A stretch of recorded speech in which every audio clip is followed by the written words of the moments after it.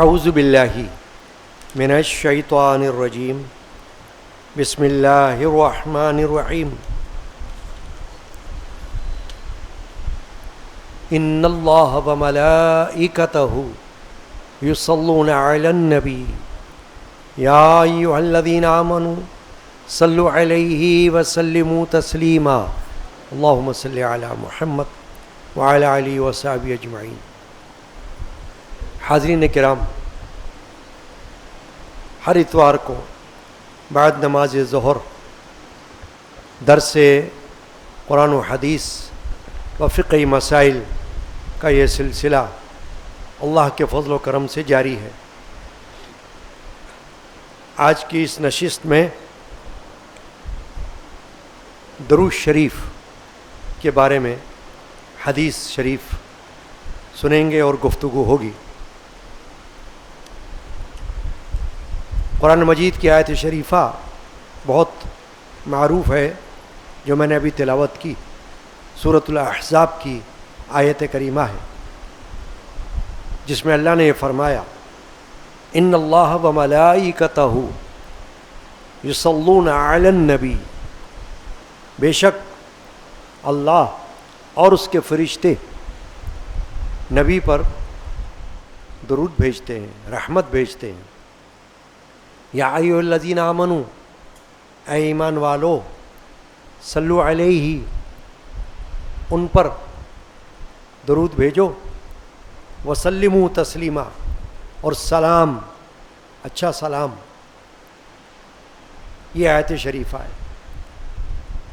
تو درود شریف وہ عظیم ورد ہے، عظیم عمل ہے، عظیم نعمت ہے، جو نص قرآنی سے ثابت ہے، یعنی اللہ کا حکم ہے، قرآن سے ثابت ہے۔ آپ نے آیت شریفہ سن لی۔ اب اس آیت کریمہ میں مطلق درود کا حکم ہے اور سلام کا بھی حکم ہے، اور اس میں نہ تو وقت کی کوئی قید ہے، نہ جگہ کی کوئی قید ہے، نہ دن کی کوئی قید ہے،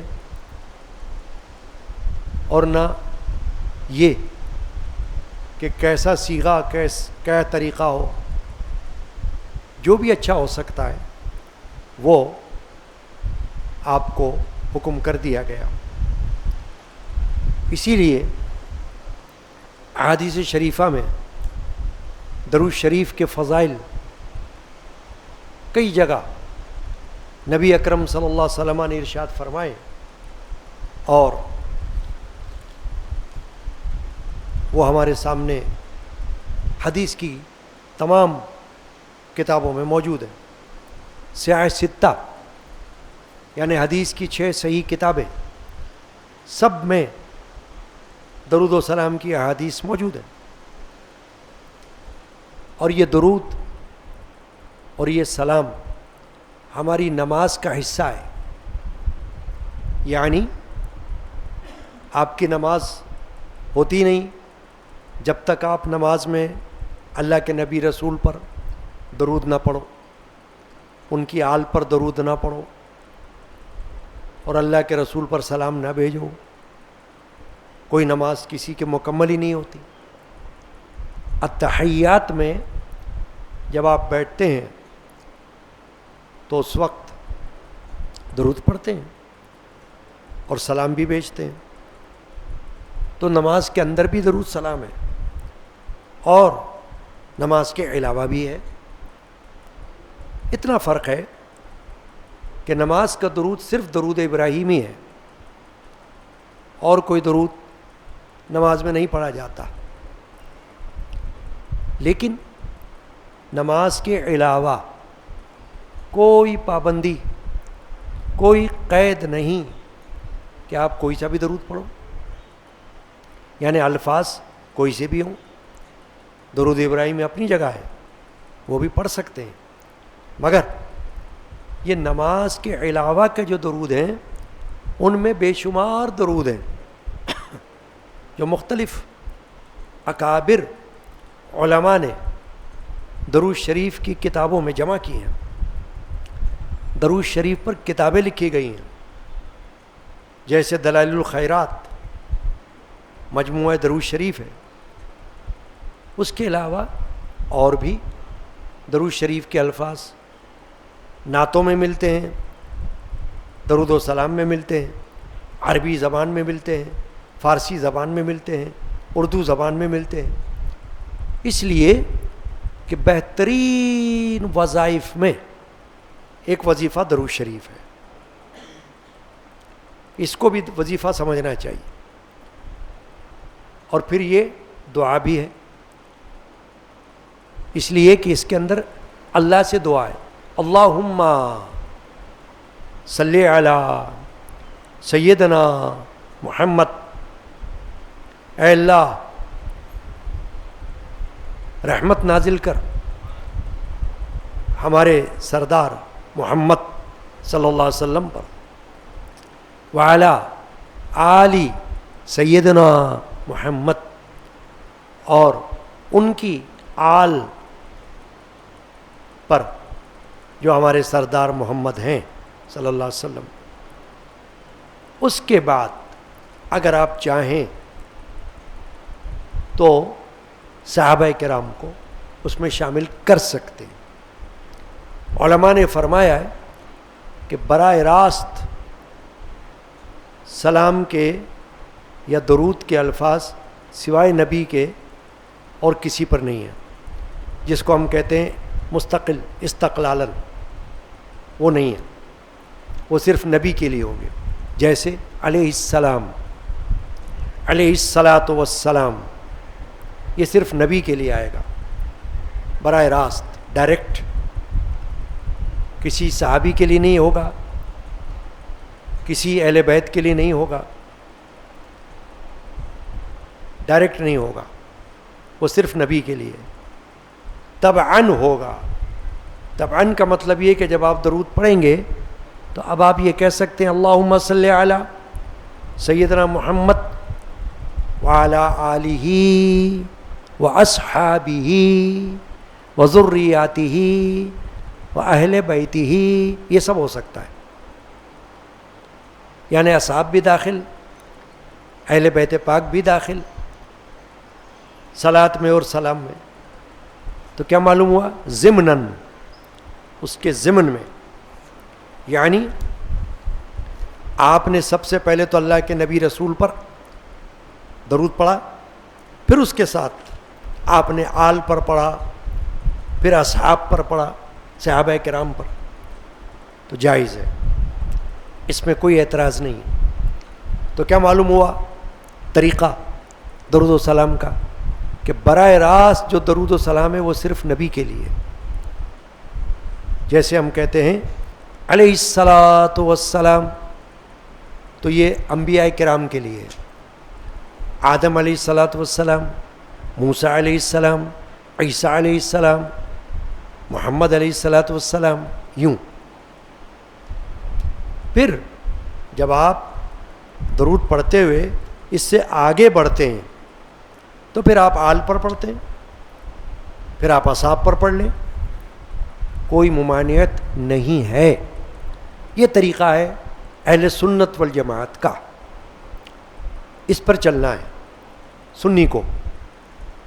یعنی کہ سمجھنا ہے بات کو کہ اہل سنت والجماعت میں اور ہمارے فقہ میں، فقہ حنفی میں، امام اعظم ابو حنیفہ رضی اللہ تعالی عنہ کے قول پر یہ بات ہے کہ براہ راست سلام صلات یہ اللہ کے نبی پر ہے، چاہے کوئی بھی نبی ہو، پھر اس کے بعد ان کی آل پر ہے.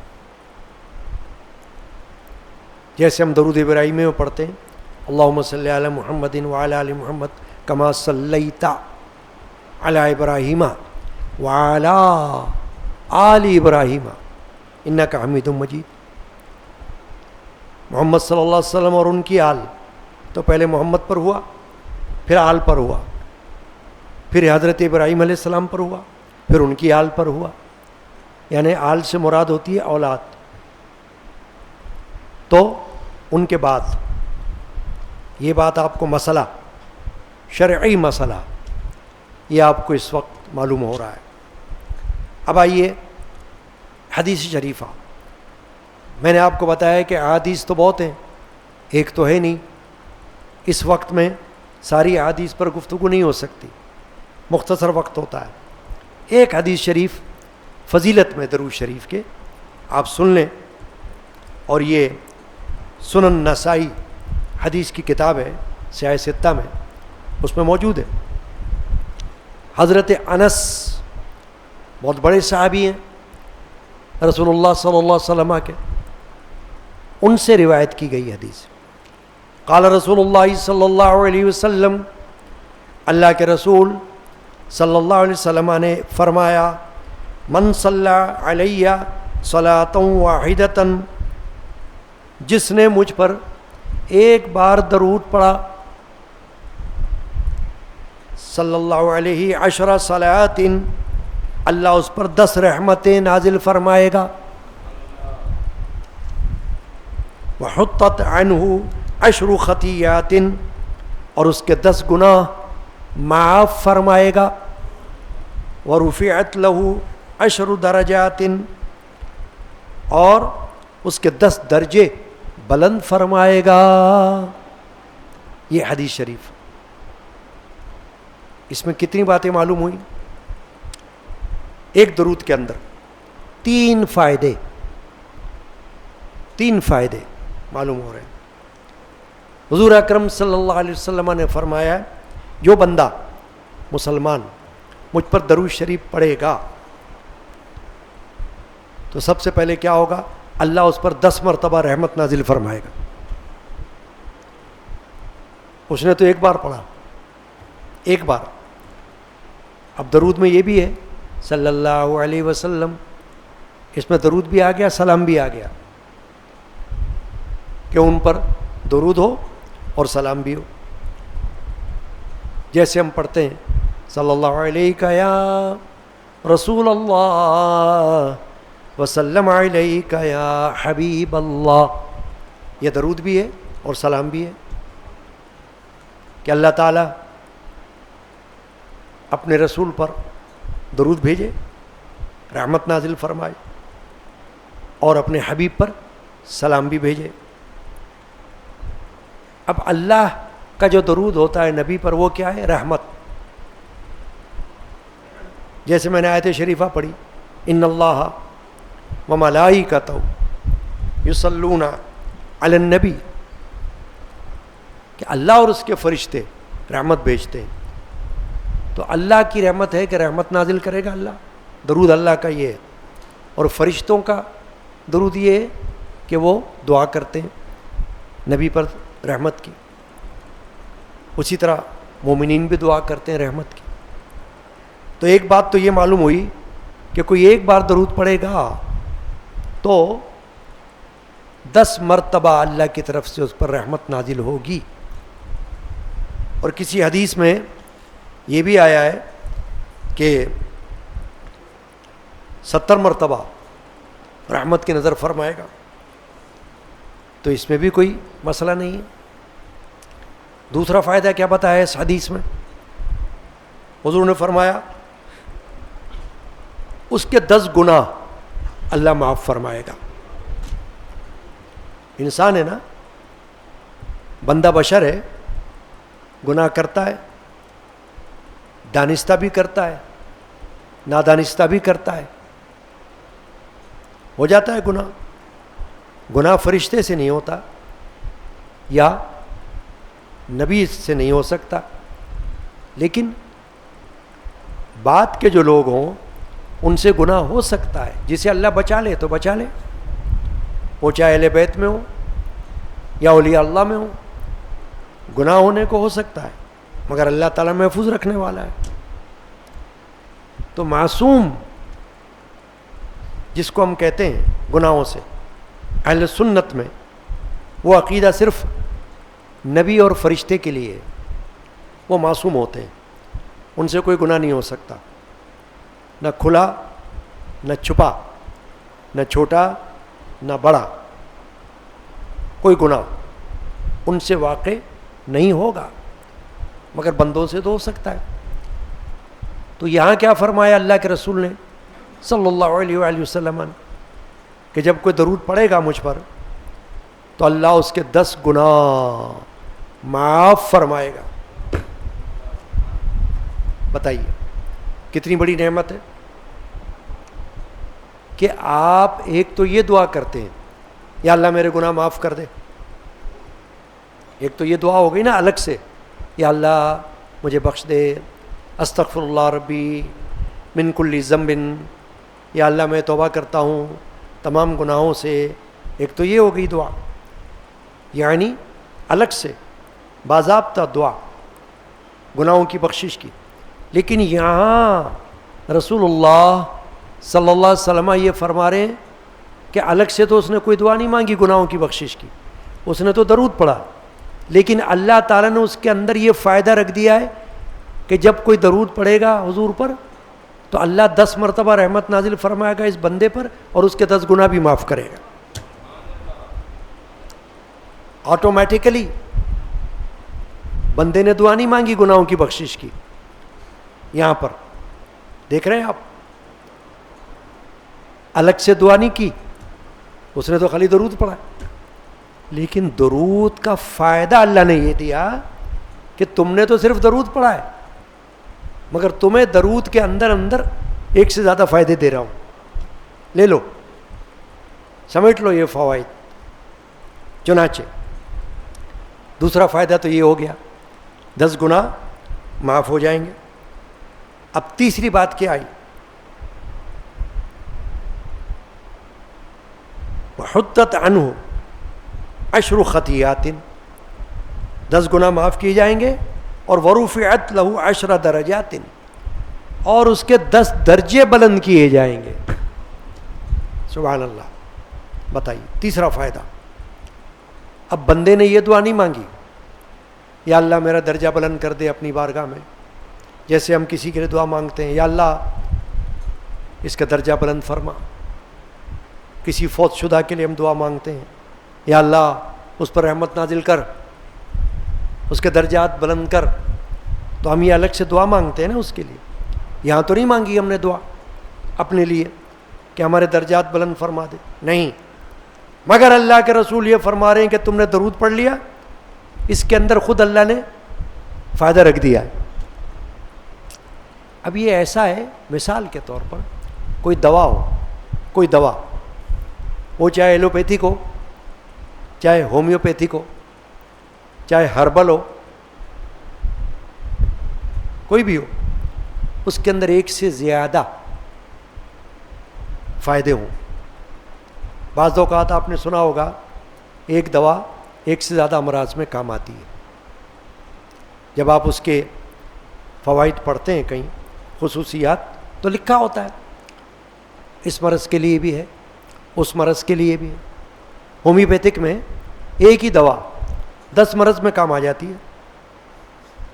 آپ پوچھیں گے کہ بھئی یہ تو اس میں تو لکھا ہوا ہے کہ یہ تو پیٹ کے لیے، مگر اس میں تو یہ لکھا ہوا ہے کہ یہ فلاں مرض کے لیے بھی، وہ کہے گا ہاں اس میں فلاں مرض کی بھی دوا ہے، یعنی تاثیر ہے، تاثیر یوں کہنا چاہیے۔ تو یہ میں نے سمجھانے کے لیے بات کی کہ دوا کے اندر بھی ایک سے زیادہ بیماریوں کی شفا ہے، حالانکہ شفا تو اللہ دے رہا ہے، مگر تاثیر ہے نا، خصوصیت ہے۔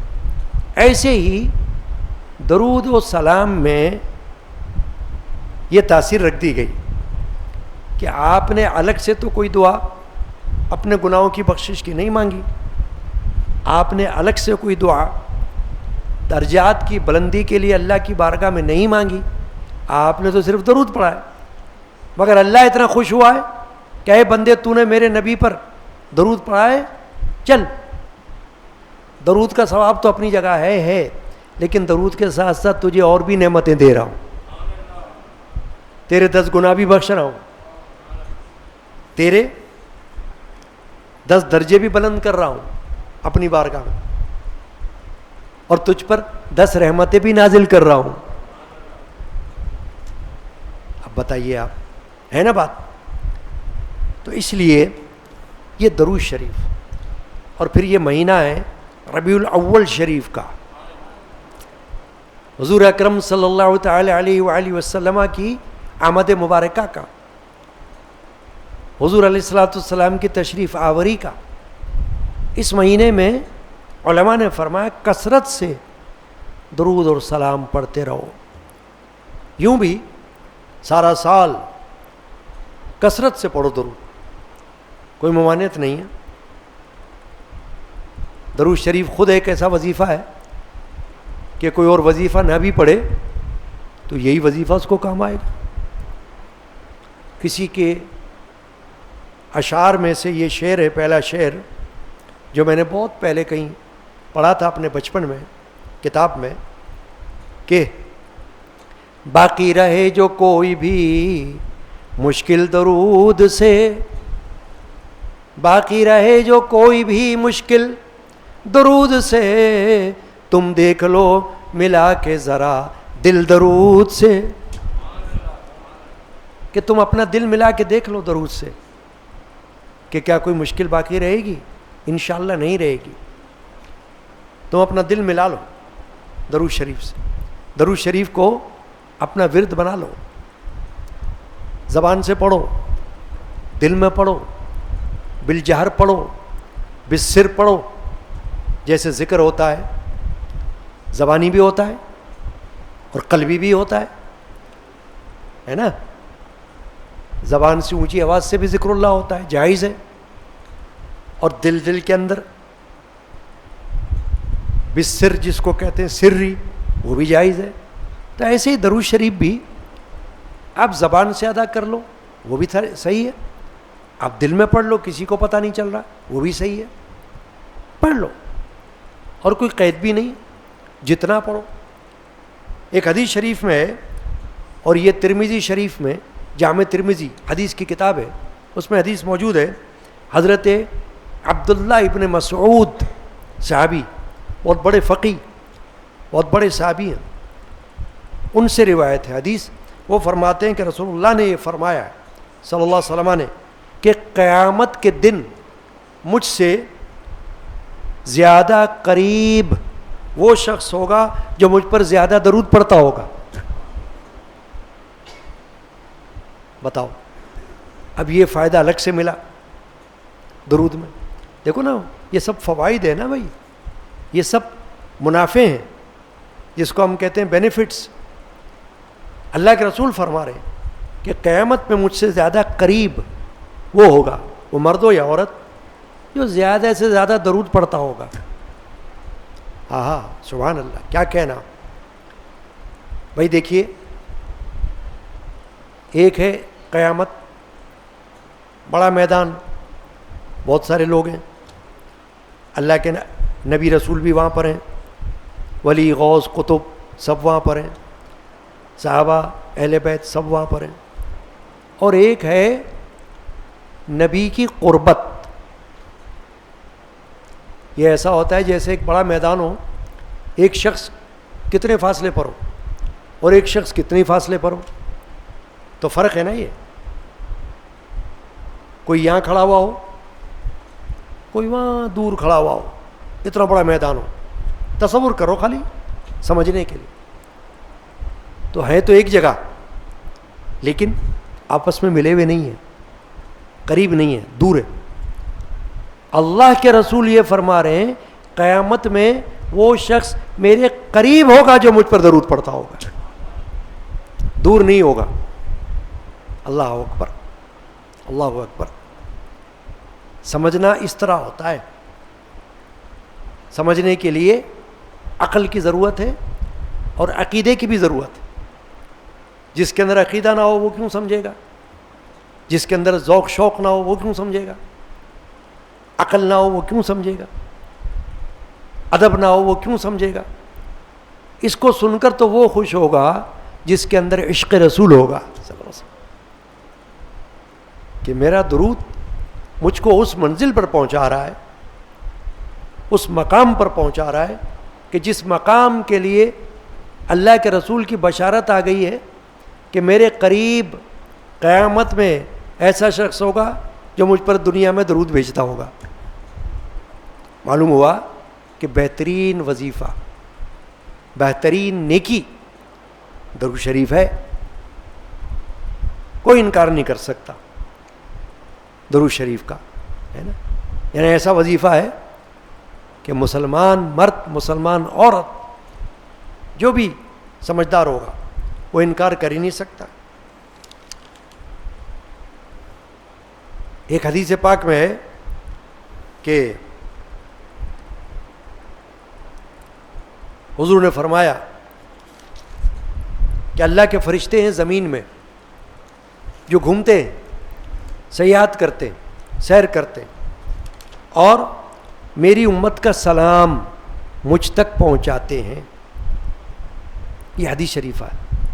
اس میں محدثین نے یہ فرمایا ہے تشریح میں کہ فرشتے سلام پہنچاتے ہیں کا معنی یہ نہیں ہے کہ حضور خود نہیں سنتے، نہیں، اللہ تعالیٰ نے خود بھی یہ قوت ان میں رکھی ہے کہ بندہ یہاں سے درود بھیجے تو فرشتہ بھی پہنچائے اور سرکار دو عالم صلی اللہ علیہ وسلم خود بھی سماعت فرمائے.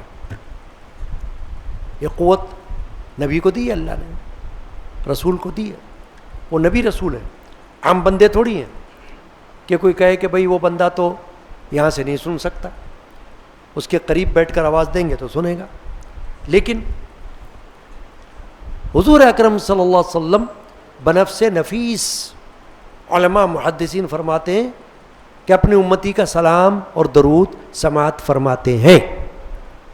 کوئی کہیں سے بھی پڑھ رہا ہو، جو شخص وہاں پڑھ رہا ہو بارگاہ رسالت میں کھڑے ہو کر وہاں بھی سن رہے ہیں، اور کوئی شخص یہاں سے پڑھ رہا ہے یا کوئی کہاں سے پڑھ رہا ہے، وہیں سے اللہ کے رسول سماعت فرما رہے ہیں. چنانچہ علماء نے تشریح کر دی کہ دیکھیں قرآن میں آیا ہے، ایک پیغمبر گزرے ہیں سلیمان علیہ السلام، ان کا ذکر کیا اللہ نے کہ انہوں نے 3 میل کے فاصلے سے ایک چونٹی کی آواز سن لی. اب آپ کو اگر کوئی جرح کرے، بحث کرے، ڈیبیٹ کرے تو اس طرح کرے گا کہ یہ بتاؤ چونٹی کی آواز آپ سن سکتے ہو؟ آپ کہو گے نہیں، چونٹی کو تو 3 میل سے کوئی دیکھ نہیں سکتا، آواز کہاں سنے گا؟ کبھی کبھی تو چونٹی سامنے نظر نہیں آتی، مگر قرآن یہ کہتا ہے کہ سلیمان علیہ السلام نے دور سے چونٹی کی آواز سن لی. وہ چونٹیوں کو کہہ رہی تھی کہ سنبھلو، لشکر آ رہا ہے سلیمان علیہ السلام کا، اپنے حفاظت کرو اپنی. سلیمان علیہ السلام نے سن لیا، مسکرائے. قرآن میں ذکر ہے اس کا. تو بھئی اگر ڈیبیٹ ہوگی تو یہ ہوگی کہ یہ بتاؤ کیا عام آدمی سن لے گا؟ کہے گا نہیں سنے گا. تو سلیمان علیہ السلام نے تو سن لیا. تو آپ کہو گے بھائی اس لیے سن لیا کہ وہ تو نبی ہیں، اللہ ان کو سنا دیتا ہے. اگر سلیمان علیہ السلام کو اللہ تعالیٰ چونٹی کے بعد سنا دیتا ہے تو سرکار دو عالم تو سلیمان علیہ السلام سے افضل ہیں. حضور تو امام الانبیاء ہیں نا. یہ عقیدہ ہے یا نہیں ہے؟ اگر نہیں ہے تو پھر تو بات ہی بیکار ہو گئی، کسی کو سمجھانا ہی بیکار ہو گیا. پہلے تو آپ کو یہ عقیدہ رکھنا ہوگا کہ حضور سید الانبیاء ہیں، حضور سلطان الانبیاء ہیں، حضور افضل الانبیاء ہیں، حضور امام الانبیاء ہیں. جب یہ بات آپ کو سمجھ آ جائے، یہ عقیدہ آپ کو سمجھ آ جائے، تو پھر یہ بات بھی سمجھ آ جائے گی کہ اگر سلیمان علیہ السلام دور سے چونٹی کی آواز سن سکتے ہیں تو ہمارے پیغمبر دور سے ہمارا درود بھی سن سکتے.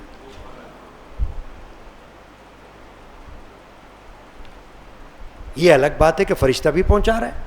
فرشتہ تو اس لیے پہنچا رہا ہے کہ اعزاز ہے، اعزاز کیا کہ امتی کا درود فرشتہ لے کر جا رہا ہے. یعنی خاکی مخلوق درود پڑھ رہی ہے اور نوری مخلوق اٹھا کر لے جا رہا ہے. یہ سمجھانا ہے اس طرح. درود پڑھنے والا کون ہے؟ خاکی. اللہ نے خاک سے پیدا کیا ہے ہمیں، انسان کو. وہ درود پڑھ رہا ہے، کہیں بھی بیٹھ کر پڑھ رہا ہے، کوسوں میل دور بیٹھ کر. اور درود لے کر کون پہنچا رہا ہے؟ نوری مخلوق جس کو اللہ نے نور سے پیدا کیا ہے، فرشتے. تو یہ اعزاز ہے امتی کا کہ وہ حضور کی بارگاہ میں امتی کا درود لے جا کر پہنچا رہا ہے. ورنہ عقیدہ کیا ہے کہ رسول اللہ صلی اللہ علیہ وسلم خود سماعت فرما رہے ہیں، خود بھی سماعت کرتے ہیں. سبحان اللہ. ایک اور حدیث پاک میں فرمایا، ابو داؤد کی حدیث ہے، یہ بات کر کے بات ختم کر رہا ہوں. حضرت ابو ہریرہ، ان کا بھی نام آپ نے سنا ہوگا، بہت مشہور صحابی ہیں.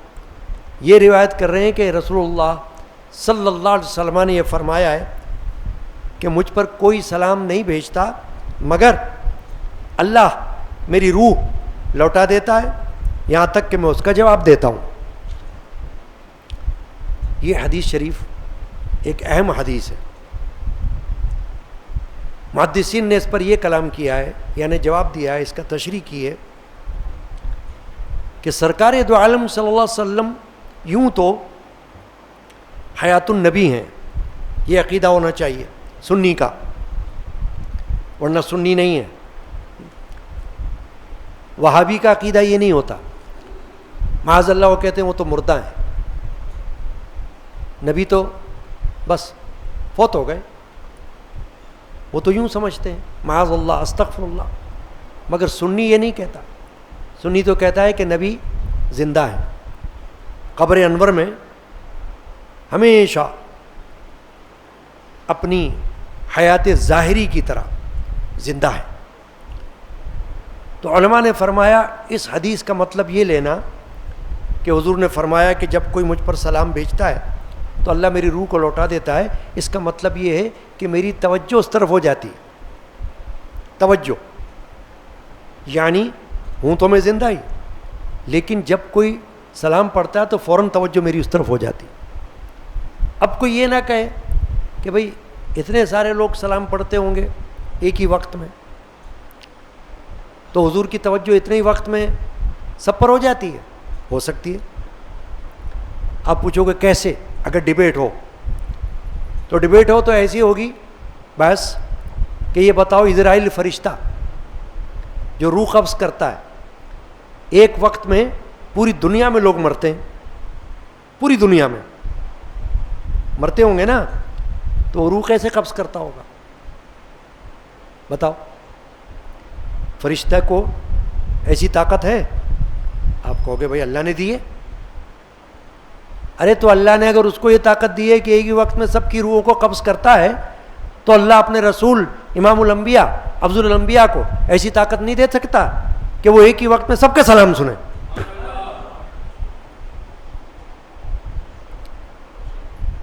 ایک ہی وقت میں سب کا درود سنیں.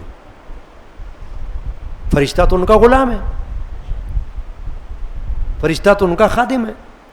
ہر فرشتہ، چاہے وہ 4 مشہور فرشتے ہوں یا جتنے بھی فرشتے، وہ تو خدام ہیں بارگاہ رسالت کے. اگر فرشتے کے اندر یہ خوبی، یہ طاقت موجود ہے، قدرت موجود ہے کہ ایک ہی وقت میں سب کی ارواح قبض کرے، جان نکالے سب کی، تو یہ تو پیغمبر ہیں، ایسے پیغمبر کہ ان کے جیسا کوئی ہے ہی نہیں.